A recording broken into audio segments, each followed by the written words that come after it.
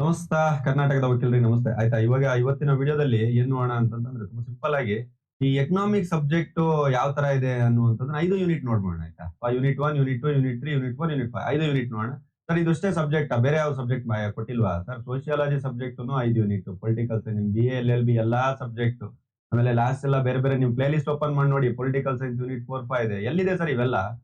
ನಿಮ್ semester play list open ಮಾಡಿ ನೋಡಿ. ನಮ್ಮ ಕಾನೂನ್ ಇದೆ ಯೂಟ್ಯೂಬ್ ಚಾನಲ್ ಅಲ್ಲಿ, ಪ್ಲೇ ಲಿಸ್ಟ್ ಓಪನ್ ಮಾಡಿ ನೋಡಿ, ಕಂಪ್ಲೀಟ್ ಆಗಿ ಸಿಗುತ್ತೆ. ಇವತ್ತು ಎಕನಾಮಿಕ್ ಸಬ್ಜೆಕ್ಟ್ ನ ಬಗ್ಗೆ ಅರ್ಥ ಮಾಡ್ಕೋಣ. ಎಕನಾಮಿಕ್ಸ್ ಸಬ್ಜೆಕ್ಟ್ ಅಲ್ಲಿ ಲಾಸ್ಟ್ ಸೆಮಿಸ್ಟರ್ ಒಂದು ಸಣ್ಣ ಸಬ್ಜೆಕ್ಟ್ ನ ಓದ್ಕೊಂಡು ಬಂದಿದ್ದೀರಾ.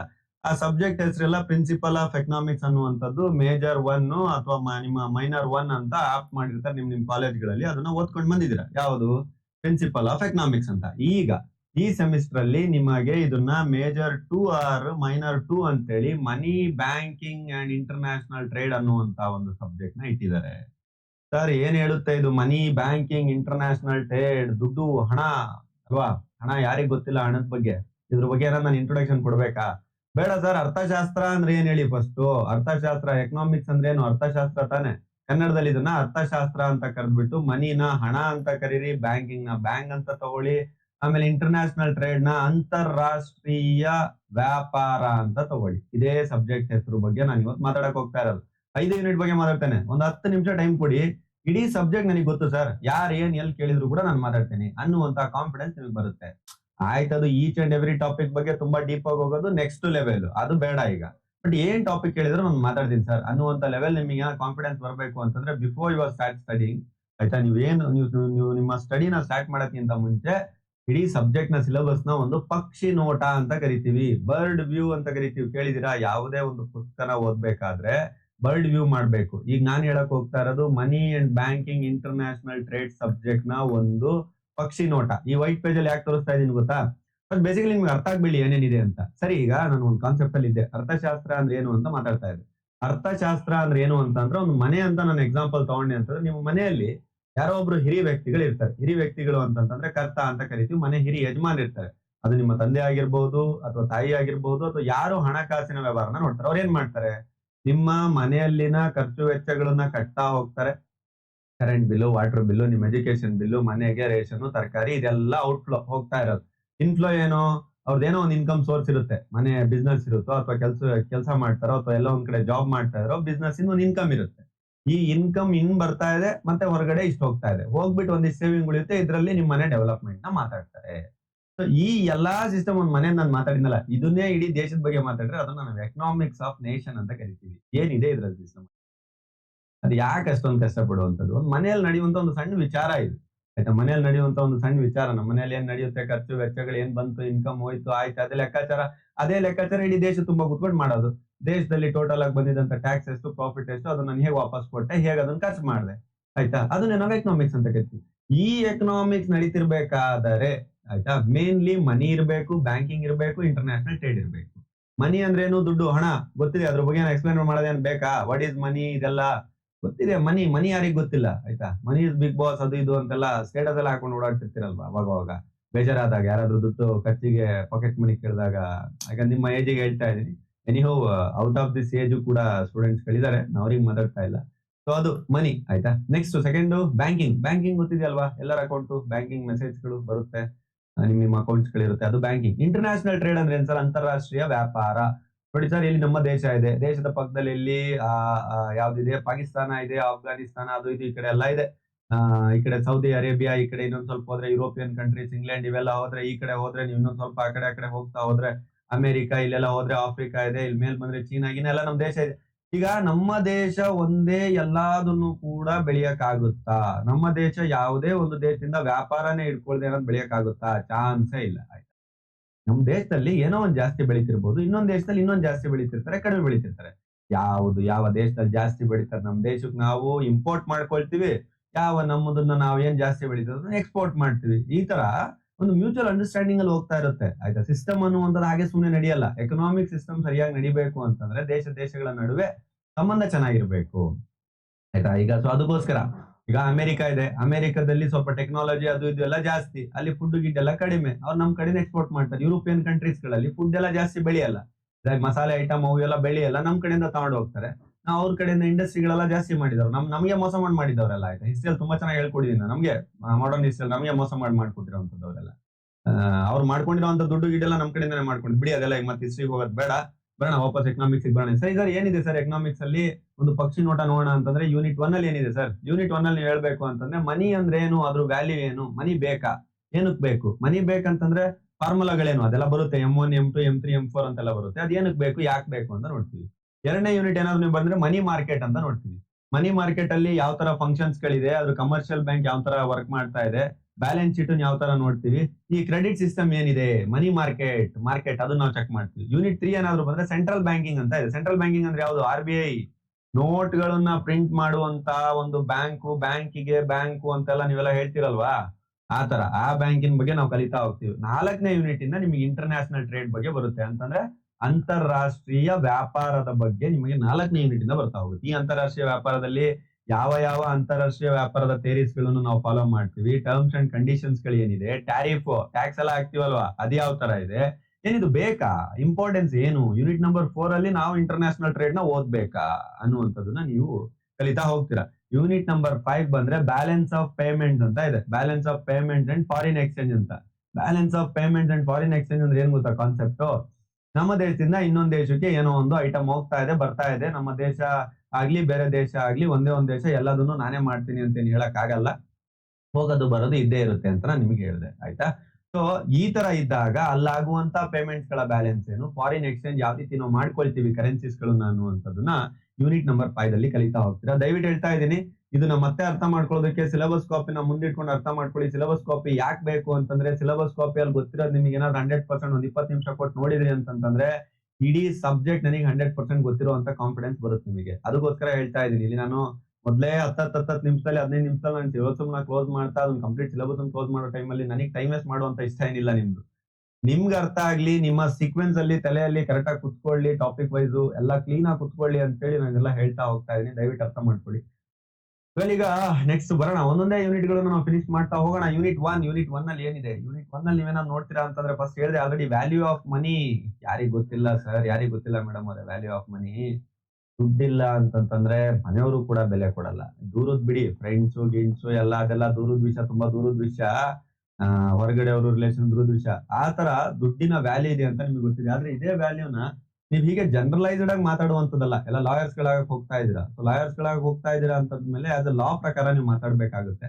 ಸರ್ ಈಗ ವ್ಯಾಲ್ಯೂ ಆಫ್ ಮನಿದಲ್ಲಿ ನೀವು ಏನೇನ್ ಕಾನ್ಸೆಪ್ಟ್ ಕಲಿತೀರಾ? ಫಸ್ಟ್ ಆಫ್ ಆಲ್ ಮನಿ ಅಂತಂದ್ರೆ ಏನು ಮನಿ ಅಂತಂದ್ರೆ? ದುಡ್ಡು ಅಂತಂದ್ರೆ ಏನು? ದುಡ್ಡು ಅಂತಂದಿದ ತಕ್ಷಣ ಆ ಈಗ 2-3 ತರ ಮನಿ ಬಂದಿದೆ. ಒಂದು ಫಿಸಿಕಲ್ ಮನಿ, ನಾವೆಲ್ಲ ಏನ್ ಕೈಯಲ್ಲಿ ನೋಟ್ಸ್ ಗೀಟ್ಸ್ ಎಲ್ಲ ಇಟ್ಕೊಂಡು ಓಡಾಡ್ತೀವಿ, ಪರ್ಸಲ್ಲಿ ಕಾಯಿನ್ಸ್ ಎಲ್ಲ ಫಿಸಿಕಲ್ ಮನಿ. ಈಗ ಡಿಜಿಟಲ್ ಮನಿ, ಈಗ ಯಾರ ಹತ್ರ ದುಡ್ಡಿರಲ್ಲ ಆಯ್ತಾ, ಅಕೌಂಟ್ ಅಲ್ಲಿ ಇರುತ್ತೆ, ಫೋನ್ ಪೇ ಗೂಗಲ್ ಪೇ ಅಲ್ಲಿ ಎಲ್ಲಾ ಕಡೆ ಇರುತ್ತೆ, ಇಂಟರ್ನೆಟ್ ಬ್ಯಾಂಕಿಂಗ್ ಅಲ್ಲಿ ಮನಿ ಅಂದಿದ ತಕ್ಷಣ ಅದನ್ನು ಪೇಪರ್ ತರ ಇರಬೇಕು, ನೋಟ್ ತರ ಇರಬೇಕು ಅಂತಲ್ಲ, ಅದು ಒಂದು ನಂಬರ್ ಅಷ್ಟೇ ಆಯ್ತಾ. ಅದು ನಾನು ತುಂಬಾ ಡೀಪ್ ಆಗಿ ತುಂಬಾ ಚೆನ್ನಾಗಿ ಮಜವಾಗಿ ಹೇಳಿದೀನಿ ಮನಿ ಅಂದ್ರೆ ಏನು ಅಂತ ಹೇಳಿ ಆಯ್ತಾ. ಸೊ ಅದ್ರ ಫಂಕ್ಷನ್ ಏನು, ಅದ್ರ ಪ್ರೈಮರಿ ಸೆಕೆಂಡರಿ ಫಂಕ್ಷನ್ ಅಂತ ಬರುತ್ತೆ. ಆಮೇಲೆ ಈ ಮನಿನ ಸಪ್ಲೈ ಮಾಡ್ಬೇಕಾದ್ರೆ 4 ಫಾರ್ಮುಲಾಸ್ ಗಳಿದೆ ಆಯ್ತಾ, M1 M2 M3 M4 ಅಂತ, ಅದ್ರ ಬಗ್ಗೆ ಕಲಿತೀರಾ. ವ್ಯಾಲ್ಯೂ ಆಫ್ ಮನಿ ಏನು, ಅದ್ರ ಮೀನಿಂಗ್ ಏನು, ಇಂಡೆಕ್ಸ್ ನಂಬರ್ಸ್ ಗಳ ಬಗ್ಗೆ ನಾನು ಹೇಳ್ಕೊಟ್ಟಿದ್ದೀನಿ ಆಯ್ತಾ ಇದೇ ಯೂನಿಟ್ ಅಲ್ಲಿ. ಆಮೇಲೆ ಕ್ವಾಂಟಿಟಿ ಥಿಯರಿ ಮನಿ 2-3 ಥಿಯರಿಗಳು ಬರುತ್ತೆ ಆಯ್ತಾ. ಈ ಎಷ್ಟರ ಮಟ್ಟಿಗೆ ಕ್ವಾಂಟಿಟಿ ಪ್ರಮಾಣದಲ್ಲಿ ನಾವು ಮನಿ ಪ್ರಿಂಟ್ ಮಾಡ್ಬೇಕು ತೆಗಿಬೇಕು ಅನ್ನೋದು ಒಂದ್ 2 ಥಿಯರಿ ಬರುತ್ತೆ. ಒಂದು ಕ್ಯಾಶ್ ಟ್ರಾನ್ಸಾಕ್ಷನ್ ಅಪ್ರೋಚ್ ಒಂದು, ಮತ್ತೊಂದು ಕ್ಯಾಶ್ ಬ್ಯಾಲೆನ್ಸ್ ಅಪ್ರೋಚ್ ಒಂದು, 2 ಥಿಯರಿ ಇದೆ ಆಯ್ತಾ. ಈ 2 ಥಿಯರಿಗಳನ್ನ ಇದರಲ್ಲಿ ಕಲಿತಾ ಹೋಗ್ತೀರಾ ವ್ಯಾಲ್ಯೂ ಆಫ್ ಮನಿದಲ್ಲಿ. ಆಮೇಲೆ ತುಂಬಾ important concept exam point of view ದಲ್ಲೂ ಕೂಡ ಆಯ್ತಾ. ತುಂಬಾ ಡೀಪ್ ಆಗಿ ಎಕ್ಸ್ಪ್ಲೈನ್ ಮಾಡಿದೀನಿ. 100% ಕ್ಲಾಸಸ್ ಗಳಿಗೆ ನೀವೇನ್ ದೊಡ್ಡ ಸಾಹಸ ಮಾಡ್ಬೇಕಾಗಿರುವಂತದ್ದು ಏನಿಲ್ಲ. ತುಂಬಾ ಸಿಂಪಲ್ ಆಗಿ ಕೆಳಗಡೆ ಕಾಣ್ತಾ ಇರುವಂತ ನಂಬರ್ಸ್ ಗಳಿಗೆ ಕಾಲ್ ಮಾಡ್ಬೇಕಷ್ಟೇ.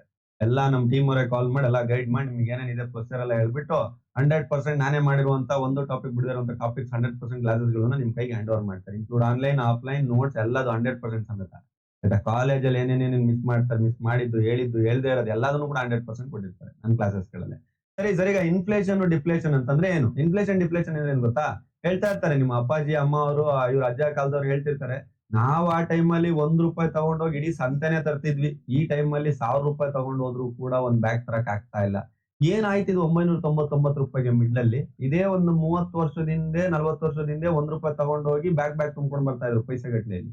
ಈಗ ₹1000 ಅದೇ ತರಕಾರಿ, ಅದೇ 1 ಕೆಜಿ ತರಕಾರಿ, ಅದೇ ಐಟಮ್, ಅದೇ ಮಾಲು, ಮತ್ ಅವಾಗೆಲ್ಲ ಕಡಿಮೆ ರೇಟ್ ಅಂತೆ, ಈಗ ಜಾಸ್ತಿ ರೇಟ್ ಅಂತ 1000 ಗಟ್ಲೆ ಅಂತ. ಈಗ ಏನಿದು, ಏನ್ ವ್ಯತ್ಯಾಸ ಇದು? ಈ ಏನ್ ಜಂಪ್ ಆಯ್ತಲ್ವಾ ರೈಟ್ 30-40 ವರ್ಷದಿಂದ ₹1 ಇದ್ದಿದ್ದು ಈಗ ₹1000 ಅಂತ ಹೇಳ್ತಾ ಇರಲ್ಲ. ಇದನ್ನೇ ನಾವು ಇನ್ಫ್ಲೇಷನ್ ಅಂತ ಕರಿತೀವಿ. ಕನ್ನಡದಲ್ಲಿ ಇದನ್ನ ಹಣದುಬ್ಬರ ಅಂತ ಕರಿತೀವಿ. ಯಾರ್ಯಾರು ಸ್ಕೂಲಿಂಗ್ ಲೆವೆಲ್ ಅಲ್ಲಿ ಸ್ವಲ್ಪ ಕಾನ್ಸಂಟ್ರೇಷನ್ ಮಾಡ್ಬಿಟ್ಟು ಈ ಸಮಾಜ ಅರ್ಥಶಾಸ್ತ್ರ ಮೇಷ್ಟ್ರಿಗೆ ಬೈಲಿಲ್ದಂಗೆ ಕೇಳಿರ್ತೀರ ಅವ್ರಿಗೆ ಅರ್ಥ ಆಗಿರುತ್ತೆ. ಡಿಫ್ಲೇಷನ್ ಅಂತಂದ್ರೆ ಏನು? ಡಿಫ್ಲೇಷನ್ ಅಂದ್ರೆ ಏನು ಗೊತ್ತಾ? ಉಲ್ಟಾ, ಇದ್ರ ಉಲ್ಟಾ. ಈಗ ಇರುವಂತ ಒಂದು ₹1000 ಐಟಮ್ ಅಂದ್ರೆ 30 ವರ್ಷಕ್ಕಿಂತ ಮುಂಚೆ ಇದ್ದಂತ ₹1000 ಐಟಮ್ ಈಗ ₹1 ಅಥವಾ ₹10 ಸಿಗ್ತಾ ಇದೆ ಅಂತಂದ್ರೆ ಇಲ್ಲಿ ಏನ್ ರೇಟ್ ಕಡಿಮೆ ಆಯ್ತಲ್ವಾ, ಅದು ನಾವು ಡಿಫ್ಲೇಷನ್ ಅಂತೀವಿ. ಆಯ್ತಾ? ಸೊ ಇದು ಕಡಿಮೆ ಎಲ್ಲಾ ಎಕನಾಮಿಕ್ಸ್ ಅಲ್ಲೂ ಡಿಫ್ಲೇಷನ್ ಕಡಿಮೆ, ಇನ್ಫ್ಲೇಷನ್ ಜಾಸ್ತಿ. ಯಾಕೆ? ಈಗ ಇದ್ದಿದ್ ಮೊನ್ನೆ ಈಗ ಇದ್ದಿದ್ದು ಬಂಗಾರದ ರೇಟ್ ಇನ್ನೊಂದು ವರ್ಷ ಬಿಟ್ಟಿರಲ್ಲ. ಈಗ ಒಂದ್ ಅಂದಾಜ್ ಅನ್ಕೊಳ್ಳೋಣ, ಒಂದು 1 ಲಕ್ಷ ಈಗ ಬಂಗಾರದ ರೇಟ್ ಇದೆ. ಇನ್ನೊಂದು ವರ್ಷ 2 ವರ್ಷ ಬಿಟ್ಟು ನೋಡ್ರಿ 1.5 ಲಕ್ಷ ಆಗಿರುತ್ತೆ. ಈ ತರ ಸುಮ್ನೆ ಏರ್ತಾನೆ ಇದೆ. ಅವಾಗೆಲ್ಲ ಬೈಕ್ ಗಳನ್ನ ಹೋದ್ರೆ ಸ್ಪ್ಲೆಂಡರ್ ಪ್ಲಸ್ ಗಳನ್ನ ಒಂದ್ 15,000 ಕೊಟ್ಬಿಟ್ರೆ ಶೋರೂಮ್ ಇಂದ ಕೊಡ್ತಾ ಇದ್ರಿ. ಈಗ 1,15,000 ಕೊಡ್ತೀನಿ ಅಂದ್ರೂ ಕೊಡಲ್ಲ. ಅದೇ ಬೈಕ್ ಮತ್ತೆ ಅದೇ ಇಂಜಿನ್, ಅದೇ ಪಾರ್ಟ್ಸ್, ಅದೇ ಮೆಟಲ್, ಅದೇ ಕೆಮಿಕಲ್ ಫಾರ್ಮುಲಾ.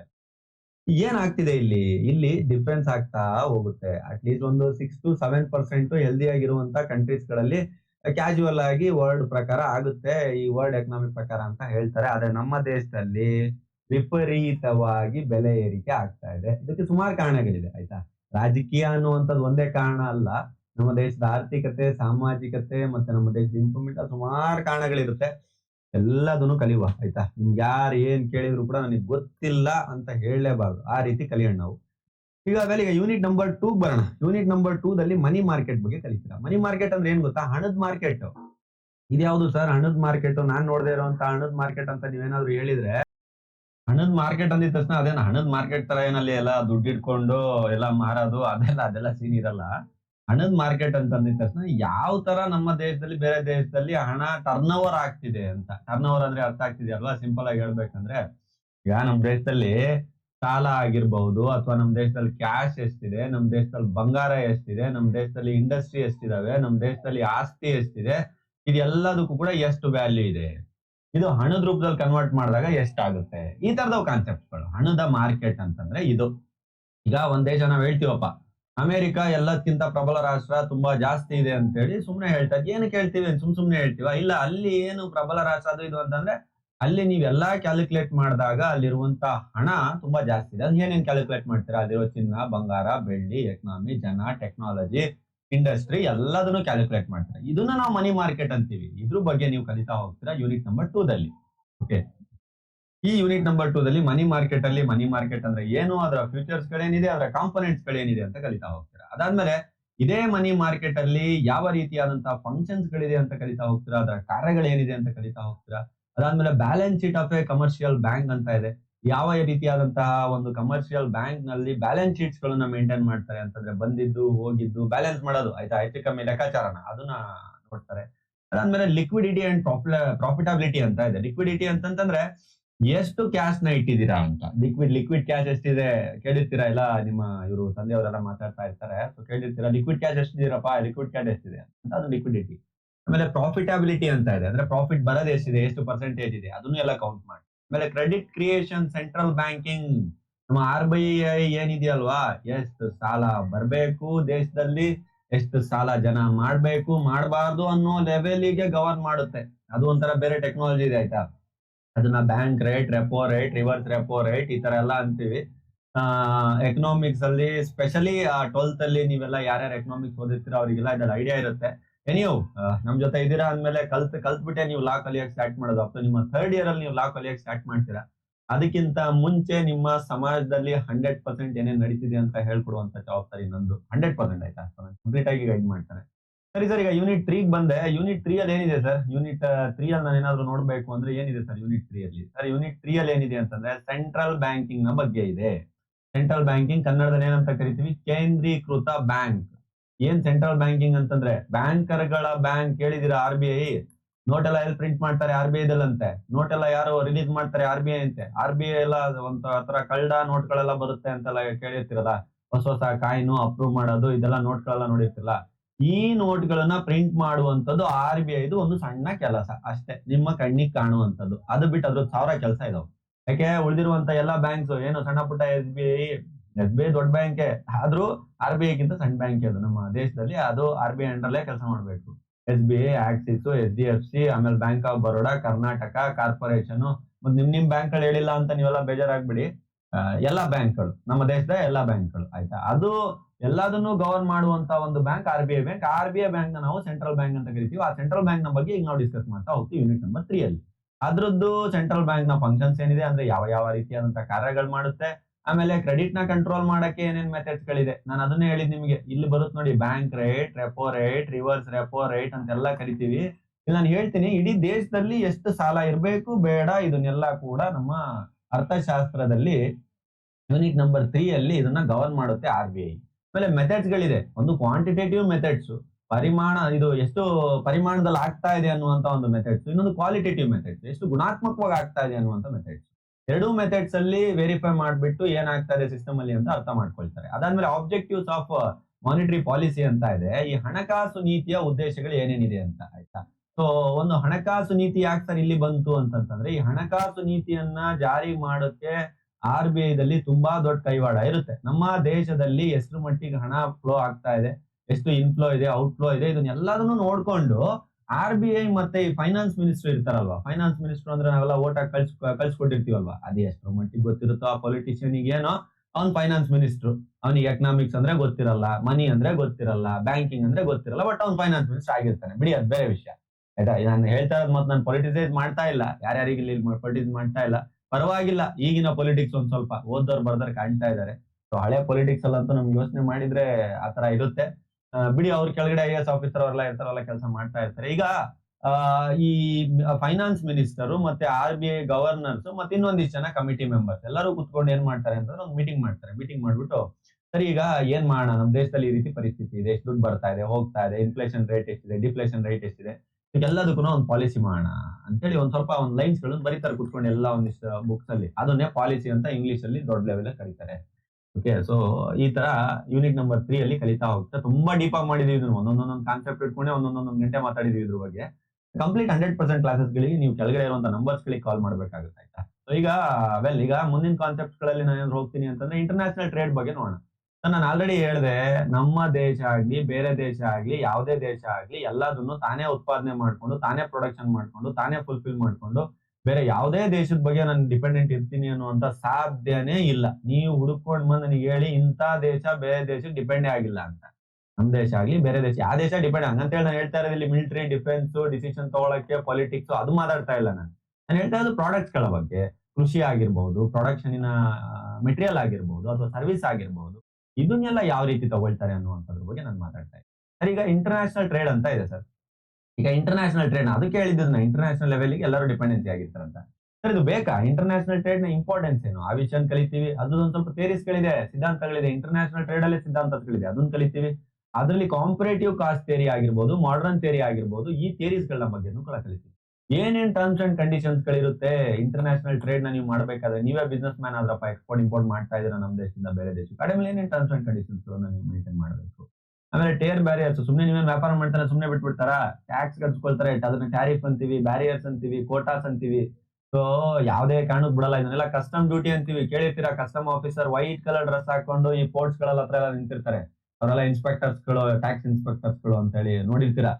ವಿಸಿಟಿಂಗ್ ಮಾಡಿದಾಗೆಲ್ಲ ಸ್ವಲ್ಪ ಅಬ್ಸರ್ವ್ ಮಾಡ್ಬೇಕು ಆಯ್ತಾ. ಸುತ್ತಮುತ್ತ ಅಬ್ಸರ್ವ್ ಮಾಡ್ಬೇಕು, ಇವನ್ ಯಾರು, ಇವನ್ ಕೆಲಸ ಏನು, ಇವನ್ ಹೆಡ್ ಯಾರು, ಇವನ್ ಬಾಸ್ ಯಾರು, ಈ ತರ ಎಲ್ಲ ಅಬ್ಸರ್ವ್ ಮಾಡ್ಬೇಕು. ಆ ಅಬ್ಸರ್ವೇಷನ್ ಪವರೇ ನಿಮ್ಮನ್ನ ಒಂದು ದೊಡ್ಡ ವ್ಯಕ್ತಿಯಾಗಿ ಕರ್ಕೊಂಡು ಹೋಗಿ ನಿಲ್ಸುತ್ತೆ ಆಯ್ತಾ. ನೆಕ್ಸ್ಟ್ ಎಕನಾಮಿಕ್ಸ್ ಅಲ್ಲಿ ಯೂನಿಟ್ ನಂಬರ್ 5 ದಲ್ಲಿ ಏನಿದೆ ಸರ್ ಅಂತ ನೀವೇನಾದ್ರೂ ಕೇಳಿದ್ರೆ, ನಮ್ಮ ಯೂನಿಟ್ ನಂಬರ್ 5 ದಲ್ಲಿ balance of payment and foreign exchange ಅಂತ ಇದೆ. ಈ balance of trade and payment ಅನ್ನುವಂತ ಕಾನ್ಸೆಪ್ಟ್ ಯಾವ ತರ ಅಂತಂದ್ರೆ, ಈಗ ನಮ್ ದೇಶ ಅಪ್ಪ ಆಯ್ತಾ, ನಮ್ ದೇಶದಲ್ಲಿ ನಾನು ಏನೇನೋ ಮಾಲ್ ತರಿಸ್ಕೊಳ್ತಾ ಇದ್ದೀನಿ, ಅಥವಾ ನನ್ನ ಹತ್ರ ಜಾಸ್ತಿ ಆಗಿರುವಂತ ಮಾಲ್ನ ಬೇರೆ ದೇಶಕ್ಕೆ ಕಳ್ಸಿಕೊಡ್ತಾ ಇದ್ದೀನಿ. ಆಯ್ತಾ ನಿಮ್ಗೆ. ಈಗ ಈ ಕಡೆ ತರಿಸ್ತಾ ಇದ್ದೀನಿ, ಈ ಕಡೆ ಕಳಿಸ್ತಾ ಇದ್ದೀನಿ. ಆಯ್ತು, 1 ಕೋಟಿ ನಾನು ಮಾಲ್ ತರಿಸ್ದೆ, ಒಂದು 90 ಲಕ್ಷದ ನಾನು ಮಾಲನ್ನ ಕಳಿಸ್ದೆ. ಈಗ 10 ಲಕ್ಷ ಏನಿತ್ತಲ್ವಾ, ಈ 10 ಲಕ್ಷನ ನಾನು ಬರ್ಕೊಂಡು ಇಟ್ಕೊಂಡಿರ್ತೀನಿ. ಈ 10 ಲಕ್ಷ ನನ್ನ ಮೈನಸ್ ಬ್ಯಾಲೆನ್ಸ್. ಇದೇ ನಾನು ಮಾಲ್ ಕಳ್ಸಿದ್ದು 1 ಕೋಟಿ ಇತ್ತು, 90 ಲಕ್ಷ ನಾನು ಮಾಲ್ ತರಿಸಿದ್ದಾಗಿದ್ರೆ 10 ಲಕ್ಷ ನಾನು ಪ್ರಾಫಿಟ್ ಅಲ್ಲಿ ಇರ್ತೀನಿ. ಇದು ಪ್ಲಸ್ ಬ್ಯಾಲೆನ್ಸ್. ಏನಿಲ್ಲ, ಒಂದು ವ್ಯವಹಾರ ಮಾಡ್ತಾ ಇರೋದಷ್ಟೇ. ಮಾಲ್ ತರ್ಸೋದು, ಮಾಲ್ ಕಳ್ಸ್ಬೇಕಾದ್ರೆ ಅದೇನ್ ಬ್ಯಾಲೆನ್ಸ್ ಇರುತ್ತಲ್ವಾ, ಅದೇನ್ ಮೈನಸ್ ಆದ್ರೂ ಆಗ್ಬೋದು, ಪ್ಲಸ್ ಇದನ್ನೇ ನಾವು ಬ್ಯಾಲೆನ್ಸ್ ಆಫ್ ಪೇಮೆಂಟ್ ಅಂತೀವಿ. ತುಂಬಾ ಡೀಪ್ ಆಗಿ ಹೋದಾಗ ಟೆಕ್ನಿಕಲಿ ಮಾತಾಡ್ತೇನೆ ನಾನು, ಜನರಲೈಸ್ಡ್ ಆಗಿ ಹೇಳ್ತಾ ಇದ್ದೀನಿ, ನಿಮ್ಗೆ ಅರ್ಥ ಆಗ್ಲಿ ಒಂದ್ ಸ್ವಲ್ಪ ಅಂತ ಆಯ್ತಾ. ಏನಿದು ಕಾನ್ಸೆಪ್ಟ್ ಅಂತ ಅರ್ಥ ಆಗ್ಲಿ ಅನ್ನುವಂತ ಒಂದು ವಿಷಯಕ್ಕೆ ನಾನು ಜನರಲೈಸ್ಡ್ ಮಾತಾಡ್ತಾ ಇದ್ದೀನಿ ಅಷ್ಟೇ. ಇದು ಬ್ಯಾಲೆನ್ಸ್ ಆಫ್ ಪೇಮೆಂಟ್ ಆಯ್ತು. ಆಮೇಲೆ ಫಾರಿನ್ ಎಕ್ಸ್ಚೇಂಜ್. ಈ ಫಾರಿನ್ ಎಕ್ಸ್ಚೇಂಜ್ ಅಂತಂದ್ರೆ ಇದೇ ವಿಷಯ. ಈಗ ಡಾಲರ್ ಇದೆ, ನಮ್ಮ ಇಂಡಿಯಾದಲ್ಲಿ ರುಪಿ ಇದೆ ಆಯ್ತಾ. ಈಗ ಡಾಲರ್ ನ ಬೆಲೆ ಇಂಡಿಯಾದಲ್ಲಿ ರುಪಿ ಇರುವಂತ ಬೆಲೆ ವೇರಿಯೇಷನ್ ತುಂಬಾ ಜಾಸ್ತಿ ಇದೆ. ಇಲ್ಲಿ ಒಂದು ಅಂದಾಜು ಹೇಳ್ತಾ ಇರೋದು ಒಂದು 80 ರಿಂದ 90 ರೂಪಾಯಿ ಕೊಡ್ಬೇಕಂತೆ $1 ಕೊಡಕ್ ಅಮೆರಿಕದಲ್ಲಿ, ಎಲ್ರಿಗೂ ಗೊತ್ತಿರೋ ವಿಷಯ ಇದು. ಅದೇ ಸರ್, ಈಗ ನಮ್ ದೇಶದ ಅಷ್ಟೊಂದು ಚೀಪ್ ಕರೆನ್ಸಿ ಅಂತ ಹೇಳ್ತಿರಲ್ಲ, ಬೇರೆ ದೇಶದಲ್ಲೆಲ್ಲ ಇದು ಕಂಪೇರ್ ಮಾಡಿದ್ರೆ ಹೇಗೆ? ಬೇರೆ ದೇಶದಲ್ಲಿ ಸೊಮಾಲಿಯಾ ಅಂತ ಎಲ್ಲ ದೇಶ ಇದೆ, ಈ ಆಫ್ರಿಕನ್ ಕಂಟ್ರೀಸ್ ಅಲ್ಲಿ ನಮ್ದು $1 ತಗೊಂಡೋಗಿ ನೀವು ಕೊಟ್ರೆ 10,000 1,000 ರೂಪಾಯಿನ ಕೊಡ್ತಾರೆ. ಅಷ್ಟು ವ್ಯಾಲ್ಯೂ ಕೂಡ ನಮ್ ದುಡ್ಡಿಗಿದೆ ಅಂತ. ನಾವೇನ್ ತುಂಬಾ ಹೈ ಲೆವೆಲ್ ಅಲ್ಲೂ ಇಲ್ಲ. ಯಾಕಂದ್ರೆ ನೋಡಿ, ಅಮೆರಿಕ 80, ನಾನು ಹೇಳಿದ್ನಲ್ಲ, ಯೂರೋ ಅಂತ ಇದೆ, ಮೋರ್ ದನ್ 200 ರುಪೀಸ್ ಅಂತಂದ್ರೆ ನಾವು ಅಲ್ಲಿ 150, 200, 250 ರೂಪಾಯಿ ಕೊಟ್ರೆ ನಮಗೆ ಅಲ್ಲಿ €1 ಕೊಡ್ತಾರಂತೆ. ಅದೇ ಸೌದಿ ಅರೇಬಿಯಾ 25 ರೂಪಾಯಿ ಕೊಟ್ರೆ ಒಂದು ದಿನಾರ್ ಅಂತಾರಲ್ಲಿ. ಈ ತರ ಫಾರಿನ್ ಎಕ್ಸ್ಚೇಂಜ್ ಯಾವ ತರ ಸಿಸ್ಟಮ್ ವರ್ಕ್ ಆಗುತ್ತೆ ಅನ್ನುವಂಥದ್ದನ್ನ ಕಲಿತಾ ಹೋಗ್ತೀರಾ. ಸರ್, ಹೆಡ್ಡಿಂಗ್ ಇಟ್ಕೊಂಡು ಯಾಕೆ ಇಷ್ಟು ಮಾತಾಡ್ತಾ ಇದ್ದೀರಾ? ಸರ್, ಯೂನಿಟ್ ನಂಬರ್ 5 ಅರ್ಥ ಆಗ್ಬೇಕು ಅಂತಂದ್ರೆ ಆ ಹೆಡ್ಡಿಂಗ್ ಅರ್ಥ ಆಗ್ಬೇಕು. ಆ ಹೆಡ್ಡಿಂಗ್ ಅರ್ಥ ಆದ್ಮೇಲೆ ನೀವು ಆ ಹೆಡ್ಡಿಂಗ್ ಕಡೆಯಿಂದಾನೇ ನೀವು ಯೂನಿಟ್ ನಂಬರ್ 5 ನ ಅರ್ಥ ಮಾಡಿ. ಈಗ balance of trade and payments ಅಂತ ಇದೆ, ಅದನ್ನೇ ನಾನು ಮತ್ತೆ ಇಷ್ಟೊತ್ತು ಹೇಳಿದ್ದು ಏನು ಅಂತ ಹೇಳಿ. ಆಮೇಲೆ ಡಿಸ್ಇಕ್ವಲಿಬ್ರಿಯಂ ಇನ್ ಬ್ಯಾಲೆನ್ಸ್ ಆಫ್ ಪೇಮೆಂಟ್ಸ್ ಅಂತೀವಿ, ಇದನ್ನ BOP ಅಂತ ಶಾರ್ಟ್ ಆಗಿ ಕರೀತಾರೆ. Balance of payment causes and methods of the correction ಅಂತ ಇದೆ. ಸೊ ಯಾವ ರೀತಿ ಅದಕ್ಕೆ ಕಾರಣಗಳಿದೆ, ಅದನ್ನ ಕರೆಕ್ಷನ್ ಮಾಡ್ಕೊಳ್ಳೋಕೆ ಏನೇನ್ ಮೆಥಡ್ಸ್ ಗಳಿದೆ ಅನ್ನುವಂಥದ್ದನ್ನ ಕಲಿತಾ ಹೋಗ್ತಾರೆ. ಆಮೇಲೆ determination of the foreign exchange rate, demand and supply ಅಂತ ಇದೆ.